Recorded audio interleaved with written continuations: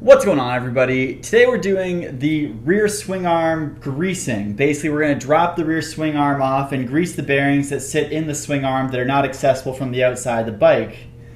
To do this job, you need one very specific tool that was hard to find, which is a 27mm socket. It's very odd. Most companies only stock sockets up to 24mm because that's just the typical range most manufacturers produce them up to. So you may have to specialty order a 27mm socket to do that job, but about 20 bucks, or at least that's what I paid, so it's not so bad once you pick up the tool. Otherwise, to get this job rolling, we need to get the rear wheel off, get this rear plastic off, and then we have to knock out the pin that goes across the middle of the bike. Also inspect it for damage or rough bits. And then we're just cleaning up the whole swing arm and greasing the bearings. It'll be a great time to just really dive into my OCD and clean up the whole rear end of the bike because it's filthy from not being cleaned for a long time. So I hope you guys enjoyed this video. You know what to do. Smash the like and subscribe button down below, and let's get into it.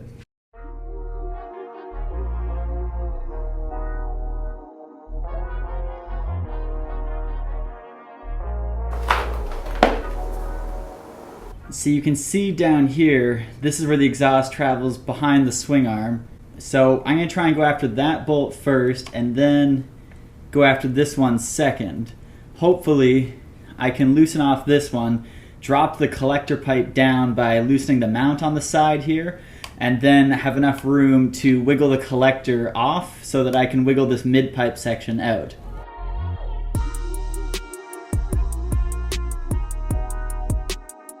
I can't get enough motion out of the lower pipe where it meets the mid-pipe, so I'm going to loosen the header bolts here off enough that I can wiggle this pipe to get hopefully another 1.5 inches of play at the back of the bike. I know you might think this is cringy because there are gaskets back there that I'm potentially interfering with, but I'm not going to take it all the way off, and you know, I'm just going to pray for the best. Your mileage may vary.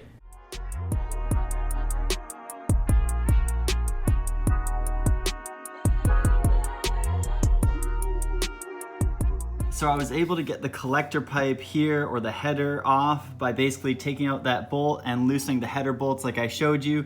I basically stuck a pry bar on top of this and lightly pushed down like this mount here, and it popped out. Yeah, big win for us here. There's one more bolt that holds on this mid pipe here, right here behind the master cylinder. Just take off this reservoir, loosen that off, and it just holds a bracket to the mid pipe we're trying to get out. So let's get it.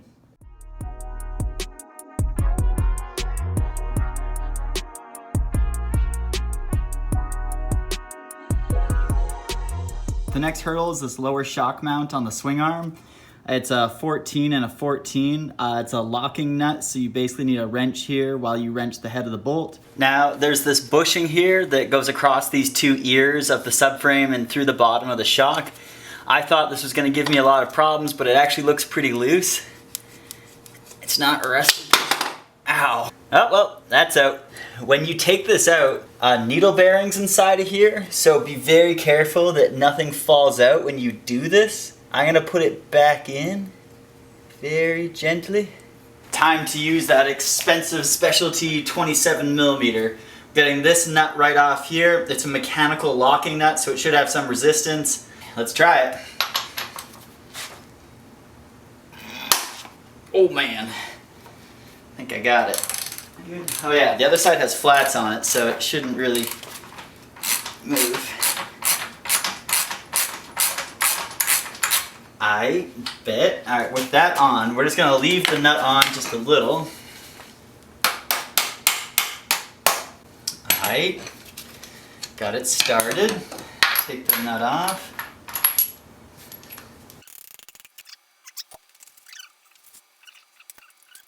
What the hell it is? Oh, yeah. Oh. Aight. Mission successful.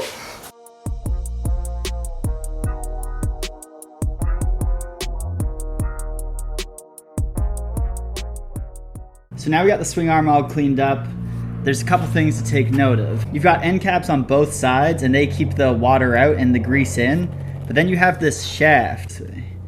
I'm gonna pull it out very carefully because there's needle bearings inside here and I just pray to God they don't just fall out.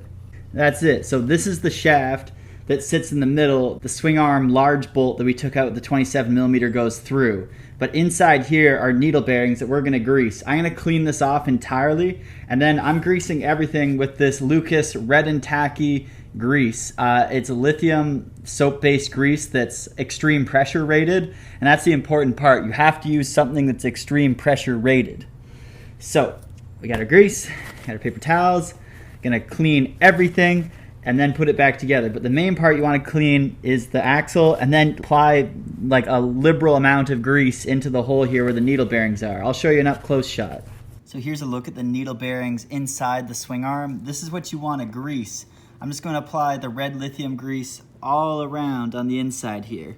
This is also a good time to check to make sure that you don't have any missing needles. If you had a missing needle, you have to replace this whole bearing because it's either shattered or broken. I've cleaned up the axle as well. Now's a good time to look for any galling or marring from the bearings rubbing against each other and running dry.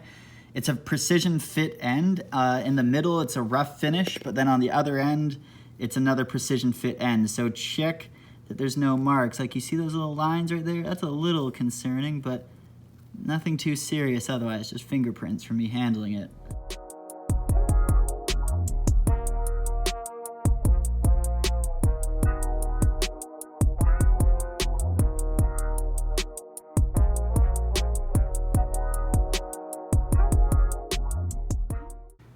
So fresh, so clean. So on the right side, or right side, your throttle side, you have some hoses and electrical wires. They're kind in your way, but not really. Excuse me, sir, you're in the way. Yeet, not my glove, please. Oh, there we go. We're almost in. Oh, there we go. Alright, we're tucked in location. Now I cleaned off the big rod and lightly lubed it so that its contact points with the inner shaft of the arm here would be greased. There, that's pretty good. Alright, nice. And we're almost through. Oh yeah, alright. Yeet. Nice. Okay, time to put the big Kahunga nut on. Flat side facing in. And if you have the rod pushed in the whole way, it makes it easy to tighten it down because the flats on the other side will hold the rod for you.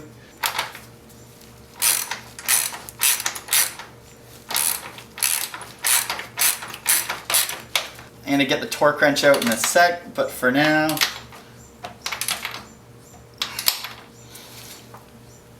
this will do.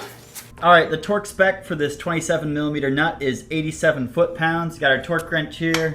Torque till it clicks. Is it broken? There we go. Fourth time's the charm. Money. Now the rear end isn't going to fall out on us on the highway. Hooray! Now it is time to finagle the mid pipe in. Before you do that and before you connect up the shock, make sure the swing arm still moves smoothly. It should have no hesitation or grinding. So getting the mid pipe back in, while we're in here as well, it's not a bad idea to lube up the bottom of your shock absorber as well. Those are needle bearings as well. Also clean up your bushing here.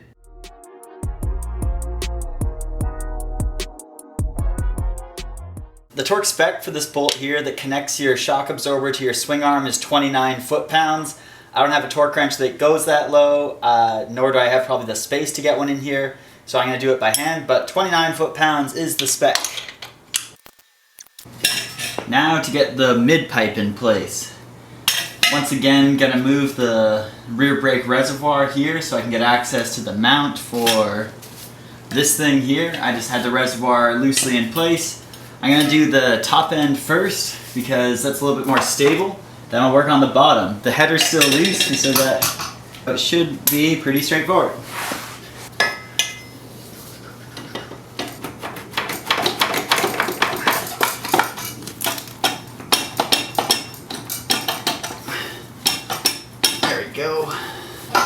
There we go.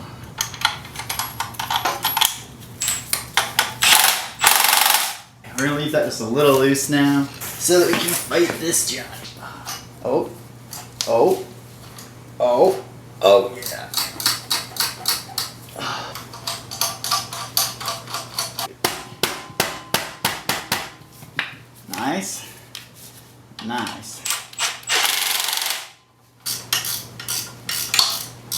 This is honestly probably the worst area of the bike to work on when you don't have a lift. Nice.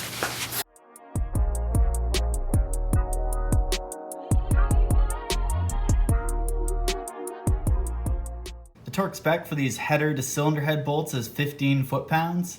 Alright, now to put the little rear tire cover in place. It shouldn't be too bad. It's just plastic.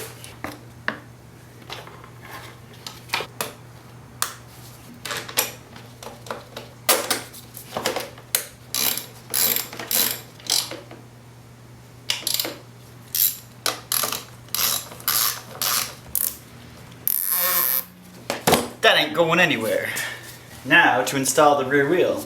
Okay, this is by far the trickiest part, is the rear brake here. Getting this bracket to slide in.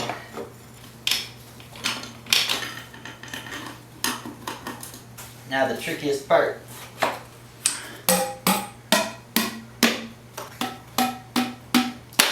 Ta-da! Now just make sure your chain slack hasn't changed since you took out the rear wheel. Torque this to 87 foot-pounds, and I like to use this little bit of wood and a hammer to tap the blocks forward to ensure that they stay forward while I'm tightening them. I already set it to 87.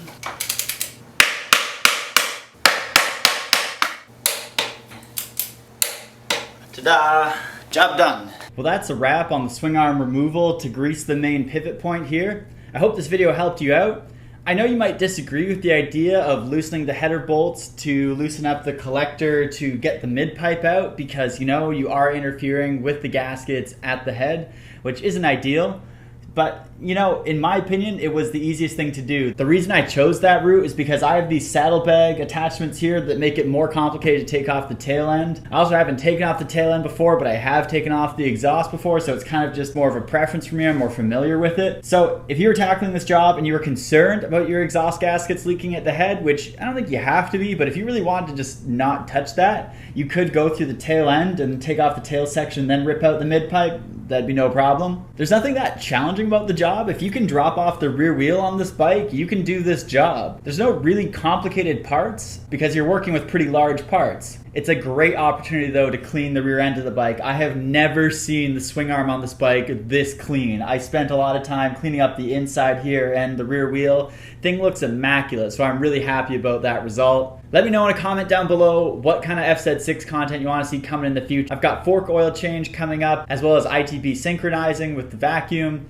But let me know what else you want to see. Thanks for watching, everybody. Please smash the like and subscribe button down below. It really helps me out. And as always, have a good day.